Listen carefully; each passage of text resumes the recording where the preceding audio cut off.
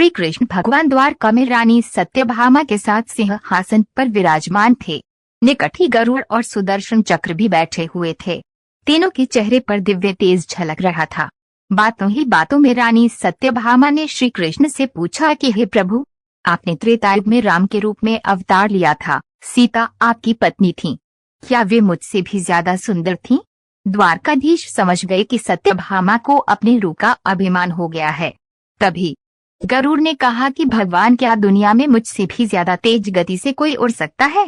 इधर सुदर्शन चक्र से भी रहा नहीं गया और वे भी कह उठे कि भगवान, मैंने बड़े बड़े युद्धों में आपको विजयश्री दिलवाई है, क्या संसार में मुझसे भी शक्तिशाली कोई है? भगवान मन ही मन मुस्कुरा रहे थे। वे जान रहे थे कि उनके इन तीनों भक्तों को अहंकार हो गया है और इनका अहंकार नष्ट करने का समय आ गया है। ऐसा सोचकर उन्होंने गरुड़ से कहा कि हे गरुड़, तुम हनुमान के पास जाओ और कहना कि भगवान राम माता सीता के साथ उनकी प्रतीक्षा कर रहे हैं।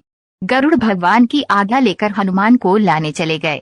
इधर श्री कृष्ण ने सत्यभामा से कहा कि देवी, आप सीता के रूप में तैयार हो जाए और स्वयं द्वारकाधीश ने राम का रूप धारण कर लिया।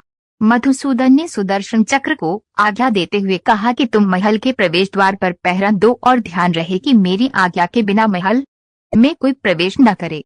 भगवान की आज्ञा पाकर चक्र महल के प्रवेश द्वार पर तैनात हो गए। गरुड़ ने हनुमान के पास पहुंचकर कहा कि हे वानर श्रेष्ठ, भगवान राम माता सीता के साथ द्वारका में आपसे मिलने के लिए प्रतीक्षा कर रहे हैं। आप मेरे साथ चलें, मैं आपको अपनी पीठ पर बैठाकर शीघ्र ही वहां ले जाऊंगा। हनुमान ने विनयपूर्वक गरुड़ से कहा, आप चलिए, मैं आता हूँ। गरुड़ ने सोचा, पता नहीं ये बूढ़ा वानर कब पहुँचेगा। खैर, मैं भगवान के पास चलता हूँ। यह सोचकर गरुड़ शीघ्रता से द्वारका की ओर उड़े। पर यह क्या, महल में पहुंचकर गरुड़ देखते हैं कि हनुमान तो उनसे पहले ही महल में प्रभु के सामने बैठे हैं।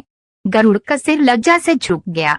तभी श्री राम ने हनुमान से कहा कि पवन पुत्र, तुम बिना आज्ञा के महल में कैसे प्रवेश कर गए? क्या तुम्हें किसी ने प्रवेश द्वार पर रोका नहीं? हनुमान ने हाथ जोड़ते हुए सिर झुकाकर अपने मुंह से सुदर्शन चक्र को निकालकर प्रभु के सामने रख दिया। हनुमान ने कहा कि प्रभु, आपसे मिलने से मुझे इस चक्र ने रोका था, इसलिए इसे मुंह में रख मैं आपसे मिलने आ गया, मुझे क्षमा करें। भगवान मन ही मन मुस्कुराने लगे।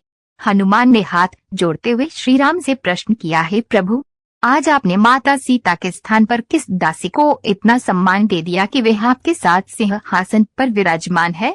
अब रानी सत्यभामा का अहंकार भंग होने की बारी थी। उन्हें सुंदरता का अहंकार था जो पल भर में चूर हो गया था। रानी सत्यभामा, सुदर्शन चक्र व गरुड़ जी तीनों का गर्व चूर चूर हो गया था। वे भगवान की लीला समझ रहे थे। तीनों की आंखों से आंसू बहने लगे और वे भगवान के चरणों में झुक गए। अद्भुत लीला है प्रभु की। अपने भक्तों के अहंकार को अपने भक्त द्वारा ही दूर किया उन्होंने। सार जीवन में कभी भी अहंकार नहीं करना चाहिए। जरूरी नहीं है कि आज जो आपके पास है वह कल भी होगा। अपने अंदर जरा सा भी अगर अहंकार आने लगे तो स्वयं ठाकुर जी हमसे दूर हो जाते हैं। ठाकुर जी को निस्वार्थ भक्तों की ही जरूरत है, अहंकारी की नहीं।